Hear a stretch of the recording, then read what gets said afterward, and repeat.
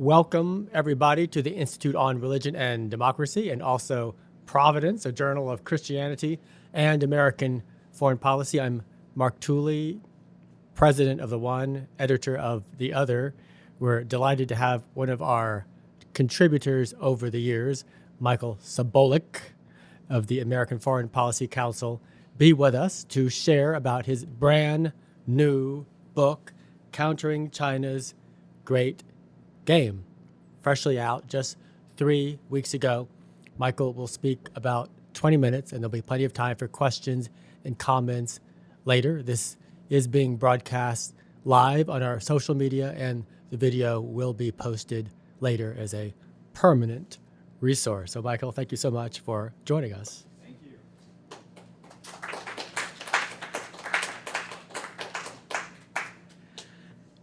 Thank you to Mark for hosting. Thank you so much to each of you who decided to share your evening with myself and with the IRD this evening.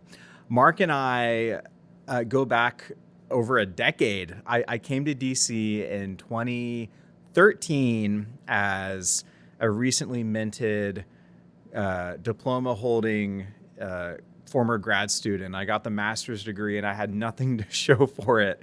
And I moved up to DC on a one-way ticket in 2013. And Mark was one of the first people I met when I came up here, and I knew next to nobody. So the fact that I'm standing here now, having written this book, which we're going to discuss this evening, and that Mark is convening is just personally really special. So thank you for your generosity, Mark, for your friendship over the years, and to Providence, which is just a fantastic institution in the city for foreign policy. So at these events, the part that I care about the most is the discussion that I get to have with each of you. And I realize I wrote the book. It's only been out for 3 weeks, so I don't expect any of you have had time to actually read it yet. But I'll do the best I can to set the table for what I hope will be a sober, really serious conversation about the state of the world that we all live in today. And maybe we can start with a vignette that I share in the book's introduction. This must have been in 2017 or 2018. I was a Senate staffer at the time. I was Ted Cruz's China hand, and I served in that capacity for about 5 years. And I took this meeting with the president of a world-renowned medical cancer research institute in Austin, Texas. And I have never been a medical professional, don't pretend to be, but I was working the China portfolio, and that was what this president wanted to talk about this day. He flew up to DC, and he sat down with me in what I think at the time was Russell Senate Office Building. And he said, my institution has a problem. The problem is we have about 53 different divisions inside of this this medical institute. Of the 53 divisions, about 47 of them are compromised, meaning that 47 of them had at least one scholar who was participating in China's 1,000 Talents program. Now, for those of you who have never heard that phrase and don't know what that means, the 1,000 Talents program is this long-standing program run by the Chinese Communist Party that the FBI has publicly warned American universities about. It is China's attempt to steal talent and research away from cutting-edge universities in the United States and to pull the research and the talent across the Pacific Ocean to China where they can benefit from it before anybody else can. But it's not just about beating the market to benefiting from research. They were looking for opportunities to leverage the research itself and in decidedly non-academic ways. The punchline of this meeting was, this president said, the department I'm the most concerned about is the radiology department. The Chinese Communist Party was trying to steal medical research for the purpose of testing whether or not it was possible to immunize mass population centers to radiation. And to put a finer point on that, Beijing was trying to see if they could inoculate their citizens to the effects of a nuclear war. That was my moment of, I'm like a 20-something-year-old I'm not mature enough to handle this information I just received, and I don't know what to do with it. But that was my moment of realizing the Chinese Communist Party is playing for keeps, and they're coming after the United States. And even more than that, Beijing is out to reorder this world that America has essentially knit together over the past 70 years. And in the time that followed from that meeting, that was my scared straight moment on Capitol Hill, I began to take stock of the legislation that was going through Congress. Now, keep in mind, this is shortly after the Trump administration came into office, and this is around the time when the climate of Washington's China policy was beginning to shift. From the turn of the century, 1999, 2000, when we established permanent normal trade relations with China, China entered the World Trade Organization shortly thereafter. This gamble that both Democrats and Republicans had made was that after the Cold War ended, history also ended, meaning that democracy was this inevitable destination point of every single government under the sun. And sooner or later, that was where the human existence was moving. If you believe that, then you would also probably have pursued the policies that a lot of Democratic and Republican administrations pursued, which was, we just need to economically engage Beijing, because if we do so, maybe we can also change them politically. The nature of the Chinese Communist Party was not a mystery to anybody. Everyone saw what happened in 1989 at Tiananmen Square, when the People's Liberation Army massacred students who were demonstrating in the middle of the city, in the heart of China's political center, for the temerity of demanding political liberalization reforms. Nobody had any illusions about the nature of the Chinese Communist Party, but the gamble was, if we can trade with them, maybe we can change them. And we tried that for 2.5 or 3 decades. And around the time of 2017 and 2018, when the Trump administration came into power, there was this re-examination of that fundamental calculus. And I was watching the legislation on Capitol Hill, and you could see it happen in real time. A lot of the legislation fell into one of 2 categories. One of them was, oh my goodness, our homeland is infiltrated and is exposed to the malign influence of the Chinese Communist Party in so many different ways. We've been talking about TikTok a lot in the city over the past couple of months. That's a huge example. The theft of intellectual property is another one. The second bucket was, oh my goodness, just in the course of normal business activity, American companies are complicit in human rights abuses inside of China, which is a stain on our moral character and an issue for compliance with U.S. law. So Congress in real time and the Trump administration in real time were wrestling with these 2 problem sets, in addition to the whole trade agenda as well. But there was a third category that was left untouched. And I remember watching this as a Senate staffer and realizing, yes, the United States is re-examining the fundamental assumptions of our China policy, and we're beginning to wake up to how we are exposed to the Chinese Communist Party's plan for us. What we were not doing is causing problems for the CCP to react to. We were caught in this, oh no, our policy of 3.5 decades has failed realization, and we were, forgive the analogy, hitting Control Z or Apple Z, depending on what laptop you have, edit undo over and over and over and over again, and trying to get back to that moment where we made that fateful decision. And the reality is that's impossible. Like, our economies are so entangled at this point that targeted decoupling from the People's Republic of China is possible, but it's going to be a high cost politically and economically, and it's going to take a while. We will never be able to revert back to the world that was before we made that decision. Because of that reality, it is not enough to just respond to the problems that China has posed and created for the United States and our democratic allies, partners, and friends around the world. What we need to do is to go on the offensive and create problems for the Chinese Communist Party. Now, my starting point for that is very simple. And this is a contested question in Washington right now. If you're reading the pages of this is going to be a very nerdy inside baseball sentence, so I hope your eyes don't glaze over completely. If you're a nerd like me who actually reads the pages of Foreign Affairs, then you are seeing this debate play out. And even if you don't, I would wager a guess that the words Cold War have maybe come across your radar in one way or another.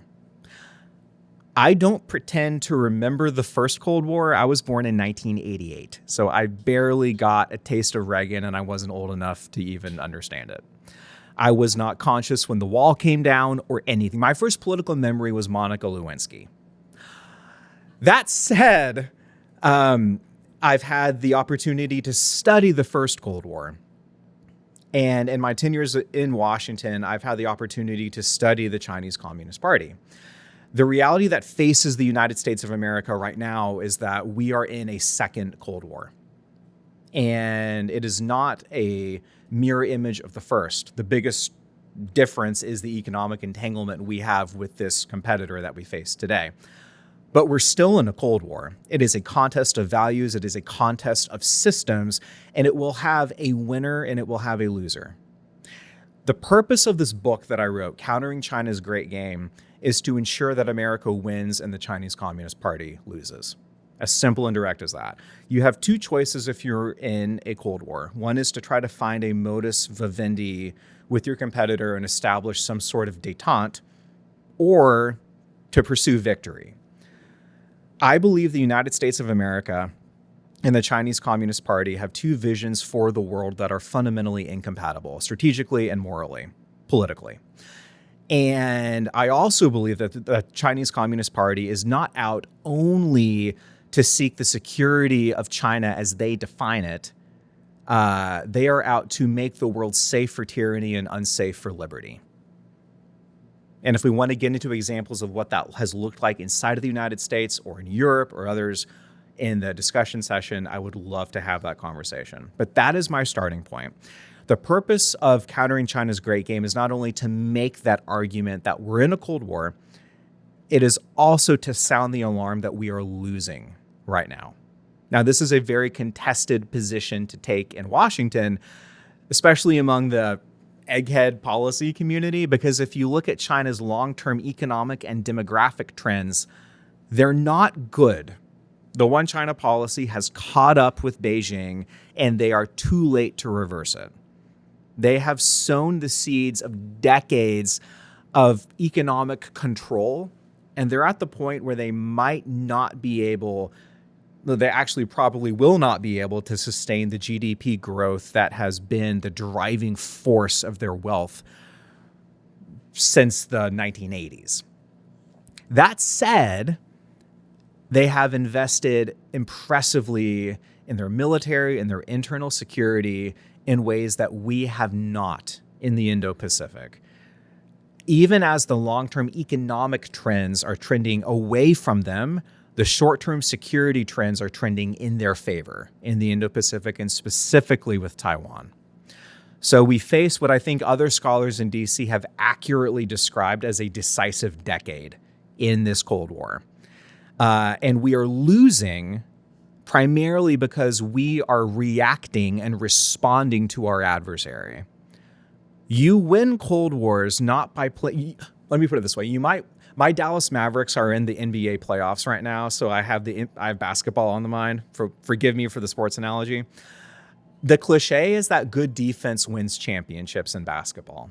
That might be true, but in great power competition, good defense is the bare minimum.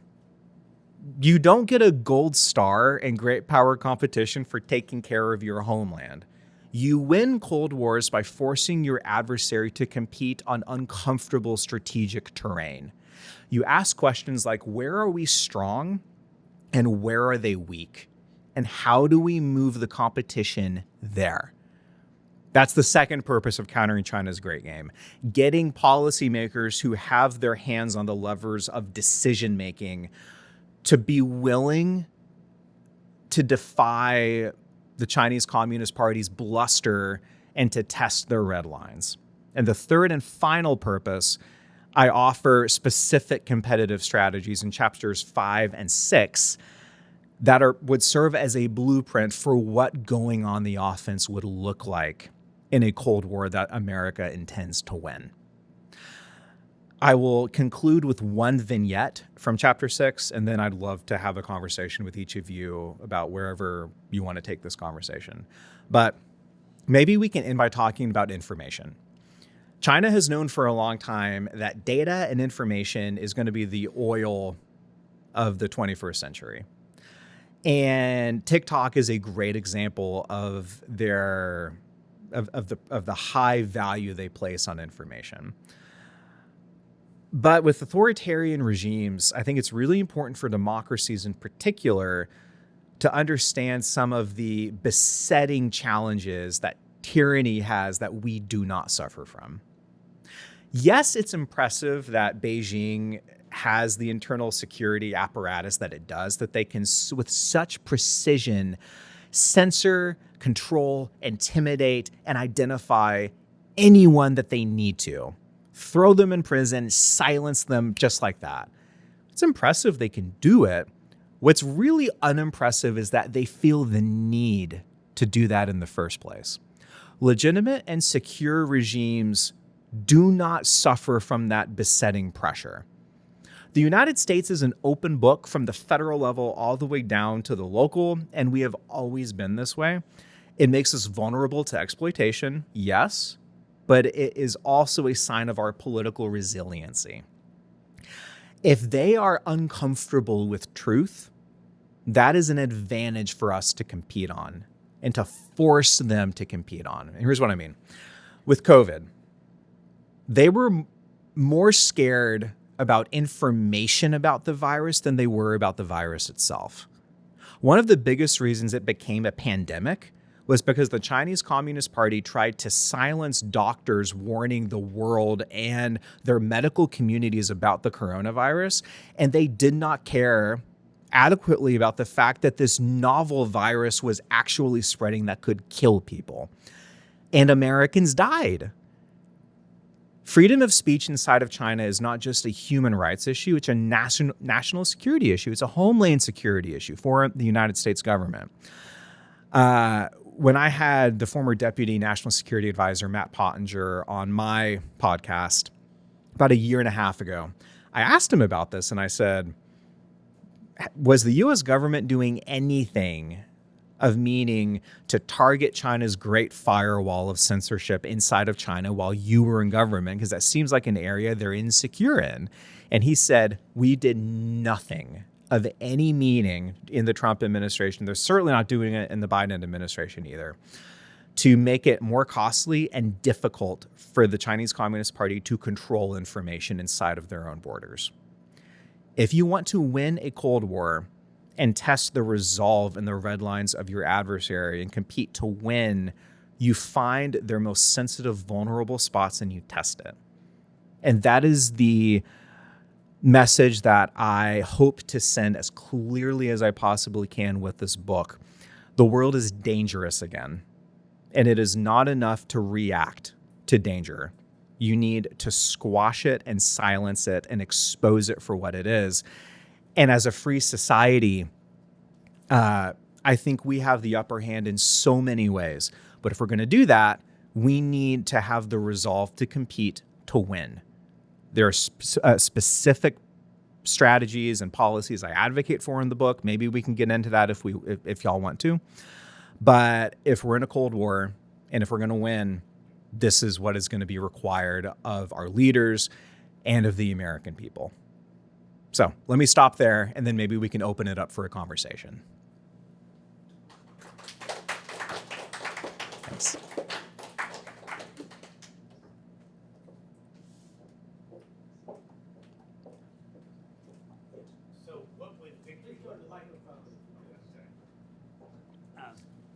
Okay, thanks very much for your remarks. I Yes. guess the first question some of us have is, so what would victory look like if we were to follow the strategies that you're pursuing? What would be the outcome, the optimal outcome in terms of China's response?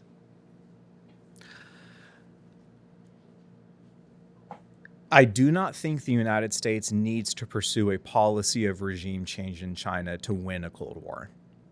And I think that's important to say up front with the memory of the war on terror, Afghanistan, Iraq, and everything that we have learned and some of the mistakes we've made over the past 2 decades.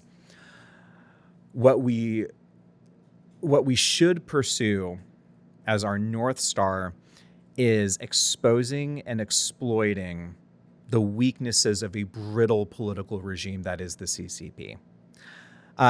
Markers of success will look like a few.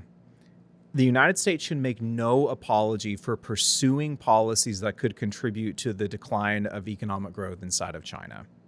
And this is in direct contradiction of the current administration. Whenever Secretary of the Treasury Janet Yellen has traveled to China recently, she has gone out of her way to say that the United States is not looking to curtail the economic growth of the People's Republic of China. The one kernel of truth that I think I agree with on her about is we are not seeking to target the Chinese people. And I think that's absolutely abundantly agreed on amongst any serious person in Washington, D.C. The Chinese people pose no threat whatsoever to the American people. The concern is the regime that governs the People's Republic of China. And again, if your North Star is to win a Cold War, then in the course of pursuing victory, it is highly likely, if your policies are successful, that you will see the economic growth and strength of your adversary slow or decline. That is a sign of strategic success. It is not a sign of strategic failure. I get into chapter 5 of the book of some policies that could bring that about. One of the biggest weaknesses that China has is that they will not relinquish control of their economy. Xi Jinping is unwilling to liberalize the Chinese economy and encourage increased consumption because he cannot give up the political control that an emphasis on production affords Beijing. He's unwilling to make that exchange, which means he has doubled down on inefficient state-owned enterprises over and over and over again to try to keep the economic growth moving in a positive direction.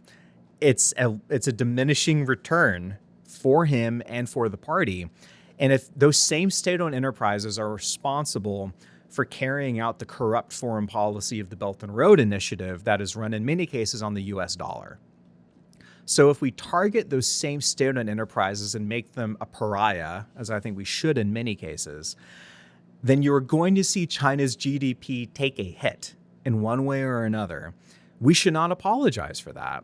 The United States does not, nor should we go out and say our goal, our official aim of U.S. policy is to depress the GDP of China. That's a little too on the nose, and it also is kind of offensive to the Chinese people because that does impact them. What we should unapologetically say is that the Chinese Communist Party is a threat to peace in the 21st century. They're a threat to liberty, and they are the aggressor in their own neighborhood and all around the world, and we will not stand for it, and we will do whatever we need to do to protect Americans and our allies and our partners, including restricting the resources that the regime has to destabilize the world. I think that is a fair strategic position to take. It is a meaningful distinction, and it is one example of a sign of victory. Another sign of winning would be increased protests inside of China. So if you make it more difficult and more costly for the party to control information within China, you're going to have, ideally, a wider expression of opinion. And this is also something that we should start doing, which is the South Koreans have been great with North Korea, which is sending vignettes of liberty across the DMZ so North Koreans can see with their own eyes what South Korean politics and even like soap operas, like South Korean soap operas are better than any material America could ever give North Korea. Like, yes, it's a soap opera, but it is a shared cultural expression of what freedom looks like in that peninsula. It's an expression of it. This is an area where we could work with Taiwan on in a lot of different ways, I think, because Taiwan shines the light on the lie that only the CCP could ever govern the Chinese people. That's absolutely untrue, historically and in the current day. So whether it's with information, whether it's with economics, there are certain signs and indicators that we can be looking for. We don't need to topple the regime in Beijing or anything. We need to weaken them and force them to look inside their own borders so they have less bandwidth and resources to look outside their own borders. Yeah. Elizabeth, yeah, go ahead. Yeah. Thank you. I haven't read the book, so you may be addressing this, but Yeah. in my experience working on similar issues in a different way, as you know, one of the biggest issues that I've identified is the lack of a rally around the flag. So we have the United States generally throughout the whole country. We are affected by China, state and local. There's not a consistent and clear, strong, strategic messaging posture that has rallied the American people, I think, to do what can be easily the low-hanging fruit, right? TikTok is kind of low-hanging fruit. That's easy. There's so much evidence there. DGI is a great example. This is low-hanging fruit. There's a lot of easy things that we can be doing, but really stems from a strong message from the top that even policymakers, people are too afraid to be declarative, and whatever issues, policy issues that they're working on, it isn't a strong, consistent. China is not just a strategic competitor. They are a Cold War adversary, right? Yeah. So what kind of messaging, very strong stances and postures do you see need to be done, need to be said, need to be all over official language, the way that all the little words that we use, right? They mean a lot in official statements and what KJP might say from the podium, right? Like all the different words we need to be using on a consistent basis, putting into policy that reaches Americans everywhere, that would rally the cause. Yes. We need a president who is willing and I mean, forgive me, but courageous enough to actually cast a vision for the threat that we face and to cast a vision for victory. And these are words that just, I think, feel uncomfortable to a lot of politicians. And I think we have gotten used and accustomed to the peace dividend of winning a Cold War without firing a shot. And what we achieved in 1991, when the USSR collapsed, America was arguably the most powerful country in the history of humanity. That should shock us, and it should also make us very grateful that we have been blessed enough to live in this moment of history in the United States. I think it should also cause us to take stock of how unusual the prosperity we've enjoyed recently has been. It is ahistorical in so many ways. We really believed, I guess we believed a lot of our own propaganda after the Cold War fell, because if you, that famous, I forget if it was Foreign Affairs or if it was, I think it was a national interest piece in like 1991. It was Francis Fukuyama, The End of History, ? And the answer is no. Of course, history never ended, but we took a 2.5 decade reprieve from history. And that's a great thing to campaign on if you're trying to win an election to the House or the Senate or heck to the presidency, that there's no trade-off anymore between our economic interests and our national security. That's a luxurious world to live in.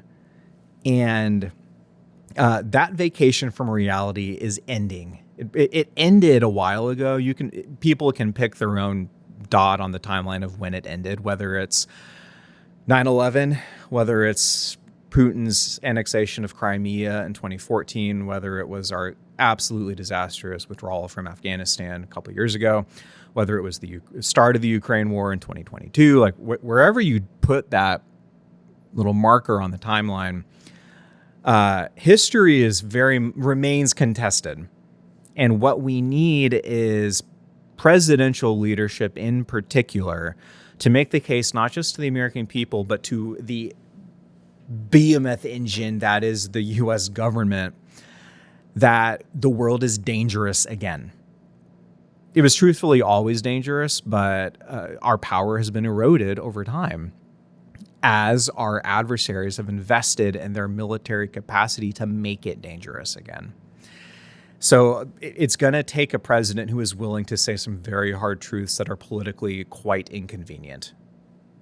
That's one thing.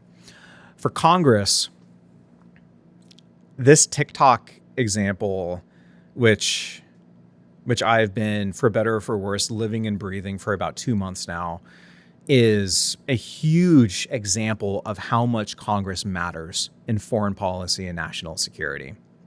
If it were not for Mike Gallagher, the former chairman of the Select Committee on China, Chinese Communist Party, and his Democratic counterpart, Raja Krishnamurthy, this bill would never have passed.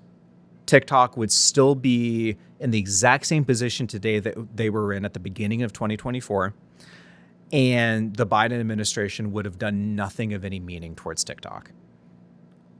The past 2 months on this one issue is, I think, maybe the best case study of the amount of political effort it takes to affect meaningful change in Washington. But if you have dedicated leaders and staff and a community of experts who are willing to put in the work to get seismic change, we can still do it. And like this TikTok win is a sign of life for this, like the seriousness of America in the middle of a Cold War, but it's not a sign of seriousness. Like it's a sign that we're alive and we have antibodies in our system that can like protect us, but it's not a sign that we're willing to go on offense yet. Everything we just accomplished was a defensive play. TikTok is pure defense for America. It's pure offense for the CCP. If we want to play in the information space and go on the offense, that means passing laws not about regulating the presence of CCP-controlled apps inside of America. It means degrading the integrity of the Great Firewall inside of China. That is the place we need to get to. Members of Congress can and should make that case, but until we have an executive that is willing to go toe-to-toe with one of our largest trading partners that also happens to be the second biggest economy in the whole world, until we have that political courage, we're going to continue to be losing the Cold War. Yes. In view of the economic coupling and trade restrictions, what do you think of the prospects of having a general tariff on anything from China that starts at 20% and then ratcheting it up year by year to give the incentives for countries to move their production into other countries and just banning certain things that are not safe or too sensitive for them? Yeah. This is one of the odd bipartisan agreements in this new coalition on trade in Washington. It used to be free trade more often than not would win the day, and you had some special interests that hated free trade. Now, the willingness to experiment with tariffs and industrial policy is really increasing. And I think this is going to be one of the really challenging parts of this new Cold War that we're in, because for decades and decades, free trade in the minds of many policymakers was by definition fair trade. And it turns out that when you have a competitor that exploits that regime for their own economic benefit, that's neither free nor fair. But speaking of the US dollar, if we want to look for how we can leverage economics to the detriment of the CCP, we need look no further than what's happening in China's westernmost territory. The Chinese Communist Party is committing the worst genocide since the Holocaust, which is an ignoble distinction to hold. For 7 years or more, the CCP has been waging an ongoing genocide against predominantly Uyghur Muslims in Xinjiang, the westernmost territory in China. The reasons for doing so are multitudinous, but one of the primary reasons is economic. A huge part of the book that I haven't actually even discussed until now, if you're targeting your adversary's strategy, you actually need to know what you're aiming at.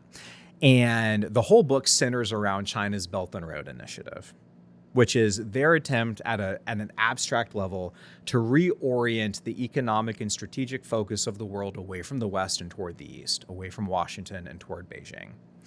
If you look at the Belt and Road Initiative on a map in Eurasia, half of the land routes of the BRI run through Xinjiang, this territory where the party has been executing a genocide against Uyghurs and other minority groups. There's a reason for that.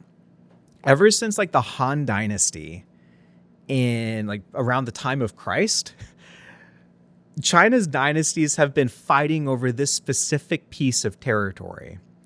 And it's because topographically, it is China's gateway to the rest of Eurasia. Tibet is too mountainous for trade routes to go west. They need control of Xinjiang for terrestrial trade routes to function properly. And it is not the only reason, but it is the biggest material reason why they're doing what they're doing there. And not all, but a significant portion of that trade is being conducted in US dollars. And even in the cases where it's not, both parties on either side of the transaction want what everybody in the world wants, which is access to the global financial system, which is denominated in the US dollar. So in chapter 6 of the book, I propose an economic competitive strategy against China, and it's really simple. After 9/11, it took us maybe a couple of days to realize something really important in the war against terror. It's not enough to go after the terrorists themselves. You need to go after the financial networks that fund the terrorist activity in the first place. And if you can target the financial networks, you can eliminate the means of committing acts of terror. In this case with the Chinese Communist Party, I think we need to take a similar level of seriousness and present them with the same choice we presented Al-Qaeda. You can either use the US dollar for normal commercial activity, legitimate commercial activity, or you can commit genocide, but you cannot do both. You cannot use genocide to grease the skids of an economic plan that exploits and uses the US dollar. That is an offense not only to the morals and the values of the United States, but if the dollar is the reserve currency and the global currency, then that also stands for something. I mean, it's not just a monetary, pure economic issue. It's the symbol of American influence and of our own values. And I think it should be a matter of legislative policy, or at the very least executive policy, that the United States makes sure that regions of an ongoing genocide have no opportunity to benefit from the US dollar in any way whatsoever. And any people who are transacting economic exchanges through a region of genocide should not be able to access the dollar-denominated financial system. If we were to do this, thank you for bearing with me because that was deep in the weeds. If we execute a policy like that, you effectively sever half of the Belt and Road Initiative trading routes in Eurasia, or you at least weaken them. This is how you strike a blow against your adversary in a Cold War. You find what they are doing that is not just offensive to the American people at a guttural moral level, but you also identify where they're weak. Xi Jinping's pet foreign policy initiative cannot function properly without his party committing the worst atrocity since the Holocaust. That's not a sign of strength. That is a sign of weakness. And the United States has the opportunity, not just from our moral authority, but our strategic leverage to make them pay for that weakness. That is the terrain economically and the seriousness of the competition that I think we need to start getting to. Yes.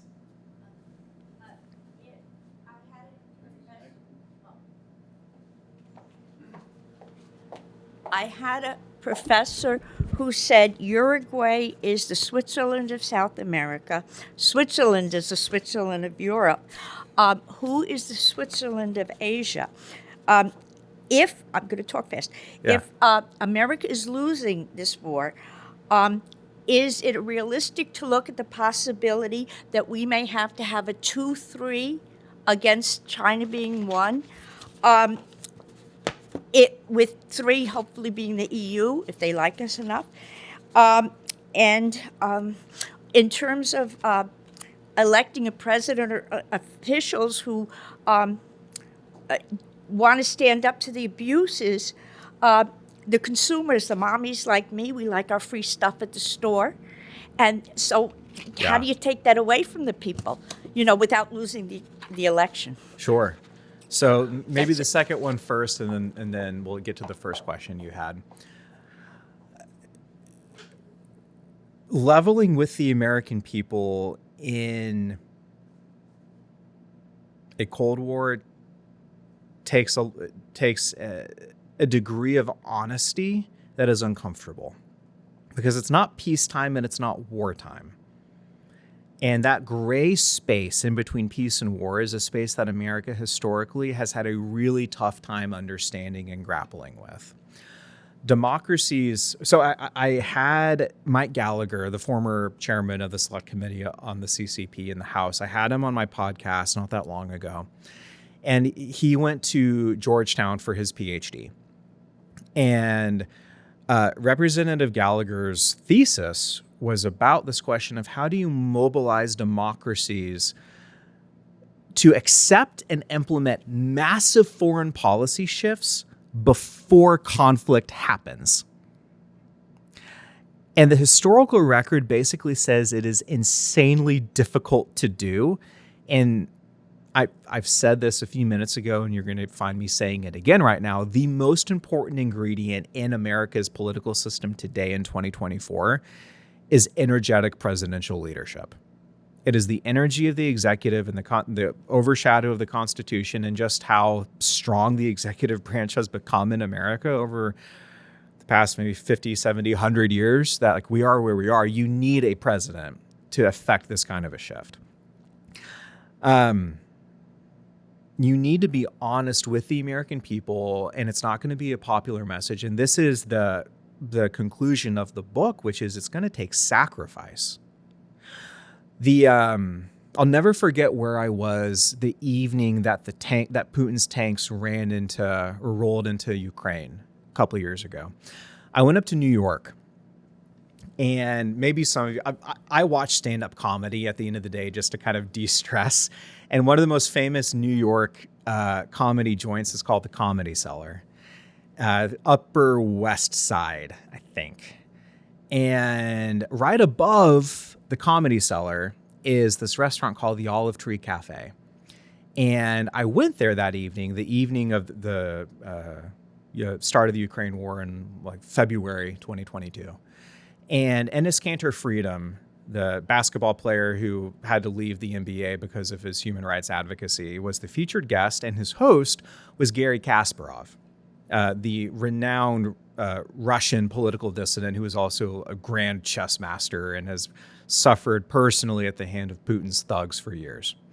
And Garry was talking to this small group of people hours before the Russian tanks rolled into Ukraine. And what he said was, evil never dies. If left unattended, it sprouts back. And the only response to responding to evil in the world is to put forth a sacrifice to make sure that it stays in check. And I think the only way to make this case to the American people that economic sacrifices primarily, and mainly primarily in higher consumption prices, are going to be worth it. And the sooner we make those sacrifices, the easier it's going to be to shoulder. And the longer we wait, not only is the price going to get higher, we're going to move out of the realm of economics and into the realm of actual homeland security and national security. And that is not a world anybody wants to live in. And that is a hard message to make in the United States, because again, when was the last time our homeland was attacked? September 11th, yes. Gen Z wasn't even alive. If you go back to Pearl Harbor, the memory of 1941 is waning in our country. So you really have to struggle with not only how do you present this case to Americans, but how do you present it in a way that makes sense intuitively? But that is the challenge we face. And I think one of the ways we can do that kind of gets to your first question. You asked about what's the Switzerland in Asia. I mean, it was Hong Kong for a long time, like Singapore and Hong Kong for sure. But Hong Kong was this anomaly for decades and decades because it was part of China, but it had this heritage of British common law and political freedom and freedom of speech. And it was part of the People's Republic of China at the same time. And this is why it was such an ideological problem for Xi Jinping and the Chinese Communist Party. It was a sign that when you allow individuals to be free, you end up having a flourishing society.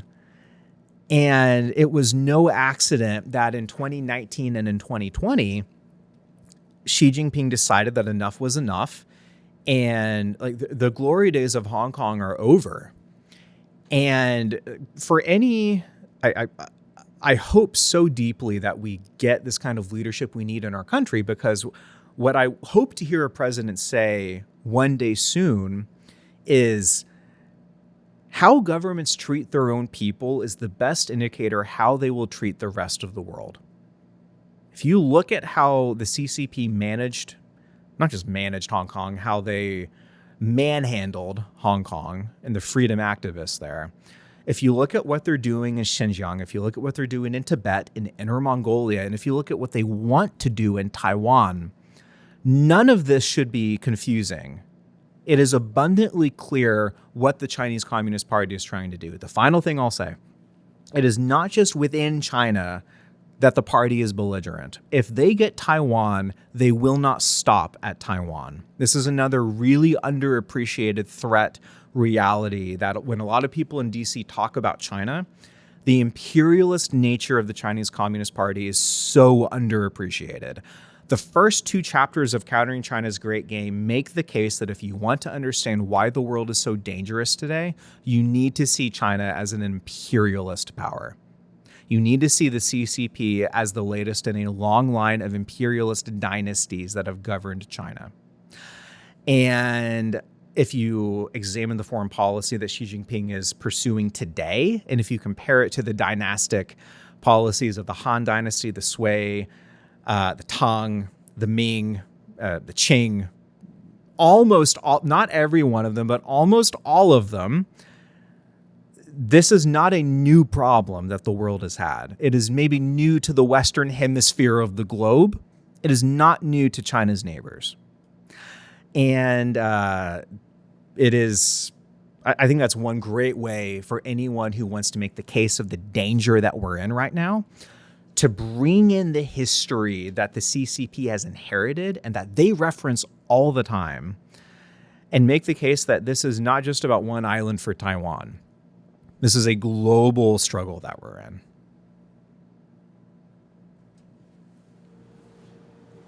I'd like to bring it back to information. Yes. And I'm not sure exactly how to frame my question, but TikTok is obviously a Chinese app that is trying to propagate in our country. On the other side, we have got a lot of private and public companies owned by the United States, traded in the United States, Yeah.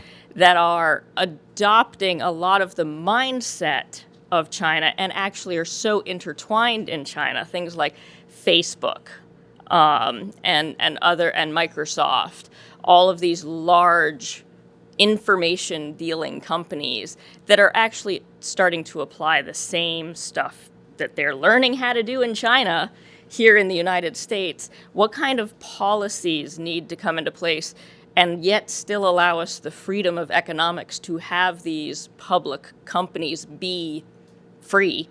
How do you balance that Yeah. in a policy way? Sure.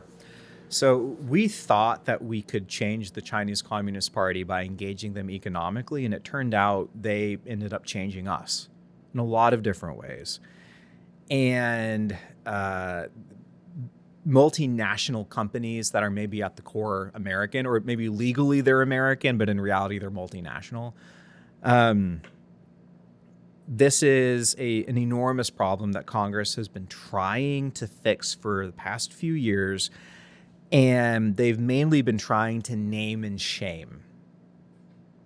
Really egregious examples of following the market but losing your soul in the process. The NBA is a great example. I know I mentioned Enes Kanter freedom a couple of minutes ago. When Daryl Morey of the Houston Rockets, I think he was the general manager at the time, he tweeted, "Fight for freedom, stand for Hong Kong," during the time of the protests. And the NBA could have handled that moment better than they did. And they were caught between their desire to stand up for the free speech of an executive of the Houston Rockets. And they were on the other side of it was the Chinese market, which the NBA covets dearly. And Daryl Morey ended up leaving that position. I've resigned or fired. I can't remember anymore. He might have been fired. But Microsoft, you mentioned, I know Congress has tried to legislate on this. I think they've made some progress on it. If you have any sort of associations or economic exchanges with an entity in the People's Republic of China that is linked to the People's Liberation Army, you should be denied any grants or loans or any sort of assistance from the U.S. government, full stop. You can pick which side you want to support, and you need to choose. And that, at a policy level, that is starting to gain credence, but the clarity of what I just said is not really articulated that often. Like, they need to pick a side. Because, again, if you believe that we're in a Cold War, and many people in Washington do not, but if you do believe it, then you need to pick a side. And that is a message that I think we can comfortably and confidently pose to American companies. But it's going to take more than that. It's going to take Congress actually doing the hard work of passing new laws too. Because if you look at the past few years, yes, the amount of sunlight that has hit these American companies that try to play both sides of the ledger, we see a lot of bad press for a lot of bad companies, whether it's Thermo Fisher in Massachusetts, who helped China do AI surveillance of Uyghurs, the role that Cisco played in the construction of the Great Firewall is well documented and well known at this point. Microsoft, you mentioned. But bad press is not enough to impact the bottom line of a market actor. And this is going to be a challenge in this competition because of how integrated the U.S. and China is, and also because of our own beliefs in national security, but also in free enterprise. How are we going to untie this knot? What are the new regulations or the new laws that we need to put in place to enact new economic incentives or prohibitions for American companies to abide by? Again, though, that's defense, though. And there's a reason I don't answer that in the book, because it is a difficult question to ask. I also don't think it's the most important question to ask. It's one that we're going to figure out over time, but it is responding to the challenges of the CCP. The blueprint of everything I put forth in Countering China's Great Game is not how do we untangle our intertwinedness with the CCP economically, although that is super important to do. It's going to take a long time to figure out, but that's a defensive play. If we spend too much time on those problems or on the TikTok problems or whatever, they're going to come up with 5 more issues for us tomorrow. As important as that is, we need to figure out where are they weak. This is an area where they're strong. And it's unfortunate for us that we're stuck in this situation. But I think it's going to look something like prohibitions from Congress, honestly. It's going to be specific sectors of national security importance that are probably at some point going to be limited. The big question is, does that happen before or after a war has already started? Because that is a huge step to take with one of your biggest trading partners. And they are our 3rd biggest trading partner right now. So ideally before, but no one knows if that's going to be before or after. And if it's after, we've already fallen pretty significantly behind at that point. You had a question back there.